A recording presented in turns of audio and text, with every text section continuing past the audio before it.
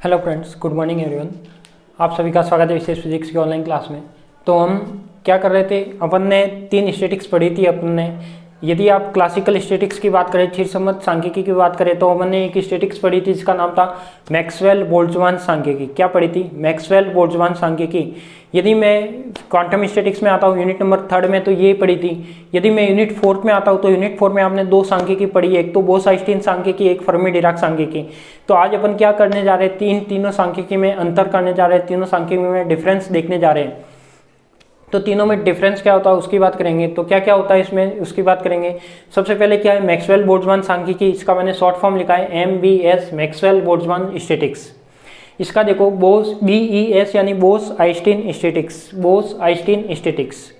Third वाले का क्या लिखा है मैंने, फर्मी डिराक स्टैटिक्स। क्या लिखा है, फर्मी डिराक स्टैटिक्स। तो समझ में आ गया मैक्सवेल बोल्ट्जमान, बोस-आइंस्टीन और फर्मी डिराक। हम इन तीनों में क्या क्या डिफरेंस है उस डिफरेंस की बात करेंगे। और एग्जाम में ये वाला क्वेश्चन कई बार आ चुका है और वापस आने के चांसेज है, तो इसलिए मैं आपको प्रत्येक क्वेश्चन कोई भी रह ना जाए वो ट्राई कर रहा हूँ कि आपके क्वेश्चन रहना नहीं चाहिए, एग्जाम में अच्छे से अच्छे नंबर आप ले आओ। तो उसके लिए मैंने आपको ये अंतर बता रहा हूँ। तो देखो इसमें समझते हैं क्या क्या था अपने पास। वैसे जो जो लिखा है वो सब आप जानते हो, वही चीज़ लिखी है मैंने, जो मैंने पहले वहाँ थ्योरी में लिखा था, अब इसको अंतर करके लिखा है।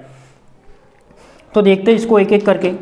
सबसे पहले क्या है, यहाँ पे मैंने लिख रखा है कि कण के गुण। यदि कोई कण क्या है इस सांख्यिकी का पालन करता है तो उस कण के क्या गुण होंगे। यदि इसका पालन करता है बोस-आइंस्टीन का तो उसके क्या गुण होंगे, और यदि फर्मी डिराक का पालन करता है तो उसके क्या गुण होंगे। तो देखो दो तीनों स्टैटिक्स देने वाले थे वो कौन थे, मैक्सवेल बोल्ट्जमान थे, बोस-आइंस्टीन थे और फर्मी डिराक थे। ठीक है, तो ये ध्यान, तो नाम से स्पष्ट है, आपको पता लग रहा है। अब मैं बात करता हूँ कैसे कण के व्यवहार की। फर्स्ट पॉइंट है आपका कण का व्यवहार। क्या है आपका, कण का व्यवहार। तो यदि मैं कण के व्यवहार की बात करता हूँ तो इसमें जो कण होता है मैक्सवेल बोल्ट्जमान में वो कैसा रहता है, कण एक समान जा सकते हैं। तो यानी इसमें जो भी कण माने जाएंगे लगभग कैसे मानेंगे, एक समान मानेंगे। तो इसका कण कैसा होगा, लगभग एक समान होगा। यदि इसमें बात करेंगे तो कण कैसे होंगे, असमान होंगे। और इसमें भी कण की बात करेंगे तो असमान होंगे। ठीक है, यानी कण समान केवल किसमें है, मैक्सवेल बोल्ट्जमान स्टैटिक्स में। अब उसमें असमान क्यों है, क्योंकि उसमें अपन ने पढ़ा था कि जो कण होते हैं वो पॉसिबिलिटी अलग अलग बनती है। उसकी यदि अपन ने प्रायिकता निकाली थी, तो प्रायिकता निकाली तो कैसे निकाली थी कि हो सकता है किसी एक कक्षक में A था, दूसरे में B था, उसकी हर बार कंडीशन सेम नहीं हो सकती, अलग अलग हो सकती है। ठीक है, इसलिए मैं कह रहा हूँ कि यहाँ पर कण समान है और वहाँ पर क्या है, कण अलग अलग है।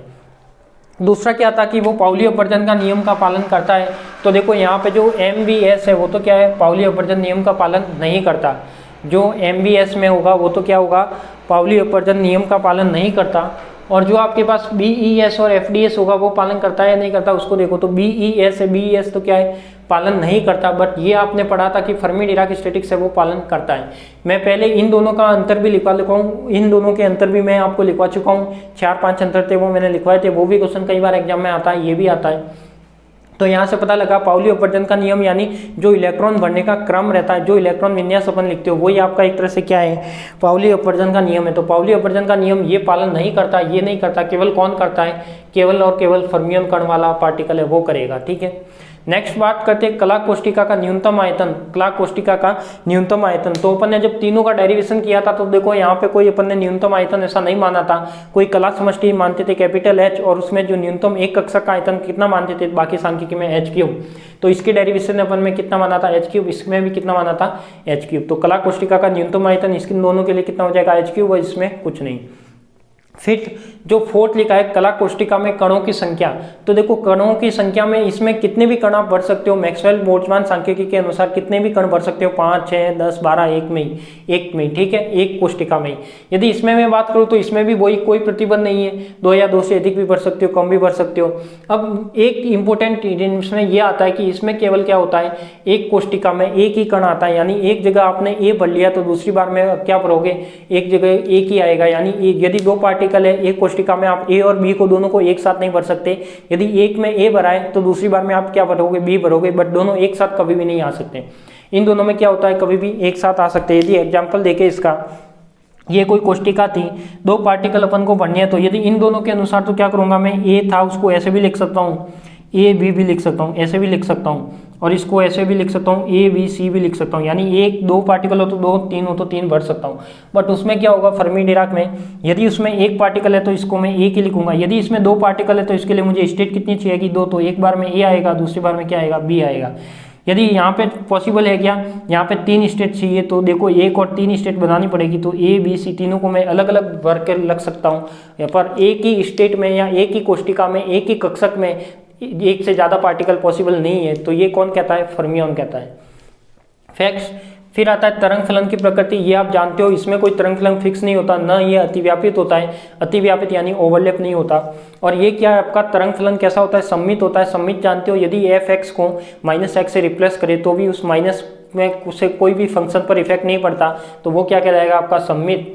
प्रतिसम्मित जानते हो, यदि एफ एक्स को -x से रिप्लेस करे तो माइनस बाहर आ जाता है, वो क्या कहलाता है आपका प्रतिसम्मित। फिर वितरण फलन है, तो वितरण फलन अपन ने निकाल रखा है पहले, ये वितरण फलन है, अपन ने डेरिवेशन में यही तो निकाला था, ये निकाला था ni = gi अपॉन में a ei अपॉन में kt। ni क्या है, IV स्टेट में क्या है पार्टिकल की संख्या, gi क्या है IV स्टेट में कक्षकों की संख्या या कोष्टिकाओं की संख्या, और E क्या है यहाँ पे, EI क्या है IV स्टेट में energy, K Boltzmann constant, T temperature, A क्या है e⁴ यानी कांस्टेंट, यानी Ni यहाँ पे क्या था, सेम वही केस gi अपॉन में A EI अपॉन में KT -1। अब ध्यान रखना, केवल डिफरेंस ध्यान रखना, इसमें -1 है और इसमें +1 है, ये भी अपन ने डेरिवेशन में दोनों निकाले हैं, और ये भी निकाला, ये यूनिट 3rd में निकाला है, ये दोनों यूनिट 4 में निकाले हैं। फिर कणों के चक्रण की बात करते हैं, तो इसका चक्रण तय नहीं होता, कोई भी चक्रण हो सकता है। अब यदि बोजॉन की बात करो तो इसमें क्या होगा, चक्रण फिक्स होगा। कौन से बोजॉन पार्टिकल होंगे जिनका चक्रण पूर्णांक के रूप में हो, इंटीजर के रूप में हो, s = 0 1 2 3, तो वो ये होगा। ये क्या है, हाफ ऑड इंटीजर, यानी हाफ ऑड इंटीजर इसका जो पूर्णांक होता है 1/2 3/2 और 5/2 इस रूप में होता है। परम शून्य ताप पर क्या करते हैं, ये तो शून्य हो सकता है, ये शून्य हो सकता है, बट एक ही केवल है जो शून्य नहीं हो सकता, यानी कुछ न कुछ वो एनर्जी रखेगा, ये बिल्कुल शून्य नहीं करेगा। फिर है उदाहरण, तो उदाहरण जानते हो आप, गैस के अणु, बोजॉन, फोटोन और उसमें इलेक्ट्रॉन, प्रोटॉन, न्यूट्रॉन। ठीक है, एक बार मैं इनको इंग्लिश में एक्सप्लेन कर देता हूँ जो इंग्लिश मीडियम वाले हैं उनके लिए। तो बाकी आप जितने टेबल बनाओ, मैं लिखाऊंगा टेबल में, ये डायरेक्ट आप शॉर्ट टर्म में लिखना, ये तो मैंने आपको केवल पॉइंट टू पॉइंट लिखा है, इसको मैं आपको बोल कर लिखवाऊंगा। तो फर्स्ट क्या है, नेचर ऑफ पार्टिकल, इंग्लिश वाले सुन लो, nature of particle, invariant particle, non invariant particle और नॉन इनवेरिएंट पार्टिकल। ठीक है, यानी ये समान है, इनवेरिएंट है ये, और ये इनवेरिएंट है, बाकी क्या है, दोनों इनवेरिएंट नहीं है। ठीक है, फॉलो ऑफ पाउली अपवर्जन लॉ, तो ये क्या करता है, नॉट फॉलो और फॉलो। ठीक है, यदि मैं कला कोष्टिका का न्यूनतम आयतन की बात करूं, यानी वॉल्यूम एलिमेंट ऑफ क्या, कला कोष्टिका, यानी कला कोष्टिका क्या थी, फेज स्टेट या फेज स्पेस, तो फेज स्टेट यानी क्या थी, फेज स्टेट किसका है, वॉल्यूम एलिमेंट, तो volume element of phase space, तो इसमें कोई फिक्स नहीं है, इसमें आपने लिया h³ और h³ डेरिवेशन में आपने पढ़ा होगा। यदि इसमें कला कोष्टिका में कणों की संख्या, number of particle in phase space या फेज स्टेट, तो ये क्या हो जाएगा, इसमें कोई फिक्स नहीं है, इसमें कोई फिक्स नहीं है, बट इसमें क्या होगा, एक ही पार्टिकल आएगा, 1 पार्टिकल ओनली।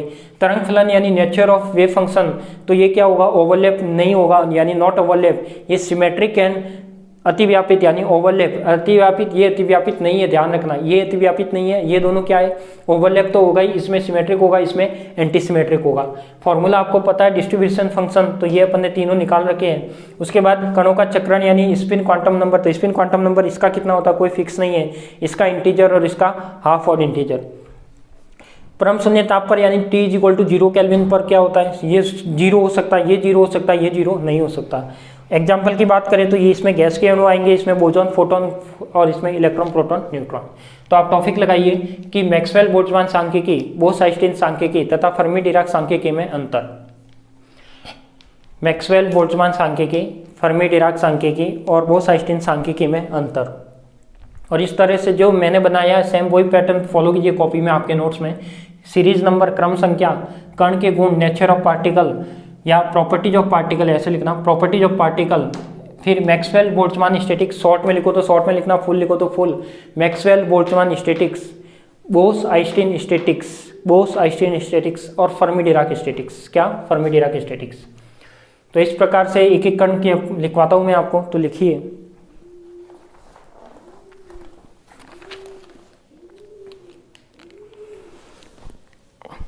लिखिए इसमें फर्स्ट पॉइंट, कण का व्यवहार, कण के गुण में लिखिए फर्स्ट पॉइंट, कण का व्यवहार।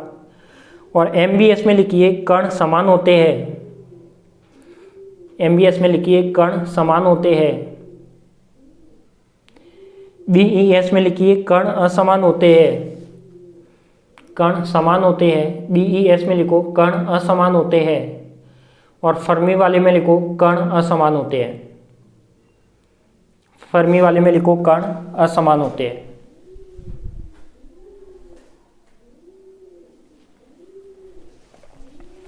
फिर लिखो नेक्स्ट दूसरा पॉइंट, पाउली अपवर्जन का नियम। पाउली अपवर्जन का नियम MBS में लिखो यह पालन नहीं करता, यह पालन नहीं करता। MBS में लिखो यह पालन नहीं करता। बोस-आइंस्टीन में लिखो यह पालन नहीं करता। इसमें भी लिखो यह पालन नहीं करता। कुछ कन्फ्यूजन हो तो बोर्ड पे देख लेना, ठीक है। और फर्मी-डिराक में लिखो यह पालन करता है, यह पालन करता है। नेक्स्ट लिखो कला कोष्टिका का न्यूनतम आयतन। कला कोष्टिका का न्यूनतम आयतन, इसमें लिखो इसमें न्यूनतम आयतन की कोई सीमा नहीं होती। इसमें न्यूनतम आयतन की कोई सीमा नहीं होती। इसमें न्यूनतम आयतन की कोई सीमा नहीं होती। BES में लिखो इसमें न्यूनतम आयतन h³ होता है। इसमें न्यूनतम आयतन h³ होता है। और FDS में लिखो इसमें भी न्यूनतम आयतन h³ होता है, और इसमें भी न्यूनतम आयतन h³ होता है। 4th पॉइंट लिखो कला कोष्टिका में कणों की संख्या। 4th पॉइंट लिखो कला कोष्टिका में कणों की संख्या। इसमें लिखो कणों की संख्या पर कोई प्रतिबंध नहीं होता।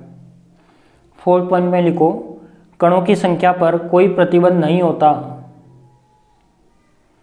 कणों की संख्या पर कोई प्रतिबंध नहीं होता। BES में लिखो इसमें भी कणों की संख्या पर कोई प्रतिबंध नहीं होता। इसमें भी कणों की संख्या पर कोई प्रतिबंध नहीं होता। और FDS में लिखो इसमें प्रत्येक कोष्टिका में एक ही कण होता है। इसमें प्रत्येक कोष्टिका में एक ही कण होता है।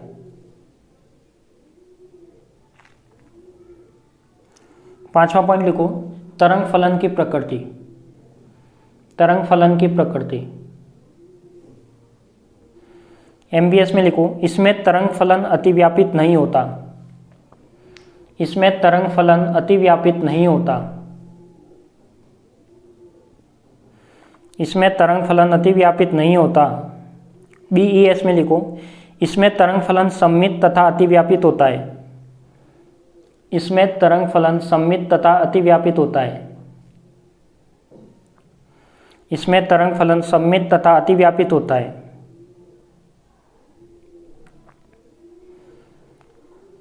और FDS में लिखो इसमें तरंग फलन प्रतिसम्मित। इसमें तरंग फलन प्रतिसम्मित तथा अतिव्यापित होते हैं। इसमें तरंग फलन प्रतिसम्मित तथा अतिव्यापित होते हैं। नेक्स्ट लिखो 6 नंबर वितरण फलन डिस्ट्रीब्यूशन फंक्शन।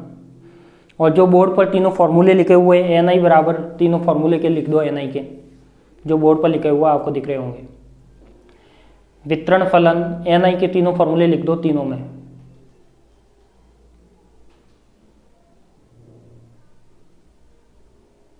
तीनों फॉर्मूले अपन प्रूव कर चुके।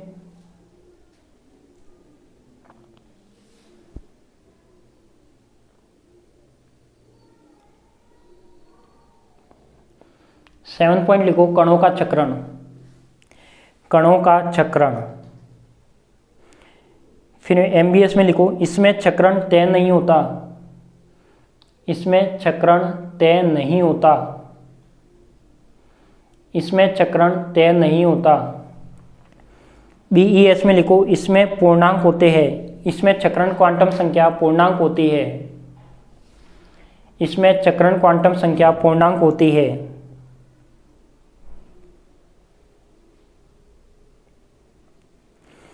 और FDS में लिखो इसमें चक्रण क्वांटम संख्या अर्ध विषम पूर्णांक होती है। इसमें चक्रण क्वांटम संख्या अर्ध विषम पूर्णांक होती है। ब्रैकेट में लिख लेना, पूर्णांक में s equal to 0 1 2 3 dash dash dash और हाफ और इंटीजर में 1/2 3/2 5/2। फिर नेक्स्ट लिखो 8 नंबर का परम शून्य ताप। नेक्स्ट लिखो परम शून्य ताप। MBS में लिखो यह शून्य हो सकता है, यह शून्य हो सकता है, यह शून्य हो सकता है। BES में लिखो इसमें भी शून्य हो सकता है, इसमें भी शून्य हो सकता है। और FDS में लिखो इसमें शून्य नहीं हो सकता, इसमें शून्य नहीं हो सकता।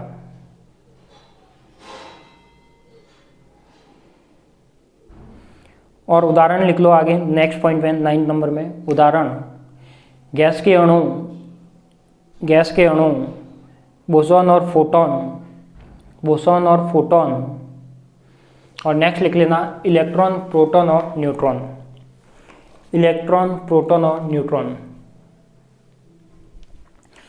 तो ये आपका एक छोटा सा डिफरेंस था, तो इस डिफरेंस को कराना जरूरी था, एग्जाम में कई बार क्वेश्चन आया हुआ है। तो अपन कुछ आपके छोटे छोटे जो टॉपिक आ रहे हैं उसको वीडियो भी क्या हो रहे हैं छोटे छोटे बनने हैं, तो आपको कोई दिक्कत नहीं है। जब बड़ा आएगा तो बड़ी क्लास लेंगे, तो वो चाहे 1 घंटे से ज़्यादा हो क्यों ना हो जाए, कोई छोटा टॉपिक आएगा तो छोटे से छोटा वीडियो बनेगा, ठीक है। तो इस तरीके से आपका कोई भी दिक्कत नहीं है, छोटे से छोटा भी क्लास हो सकती है, बड़ी से बड़ी भी हो सकती है। तो जैसा भी आप अपने पास टॉपिक टू टॉपिक अपन लेके चल रहे हैं इसको, ठीक है। तो अब अपनी यूनिट जो 4 है वो लगभग एंडिंग में ही है, इसमें 1 या 2 टॉपिक और बचे हैं, 2 या 3 क्लास में आपकी ये यूनिट क्या हो जाएगी, एंड हो जाएगी, ठीक है। तो आज के लिए इतना ही, आप सभी को धन्यवाद।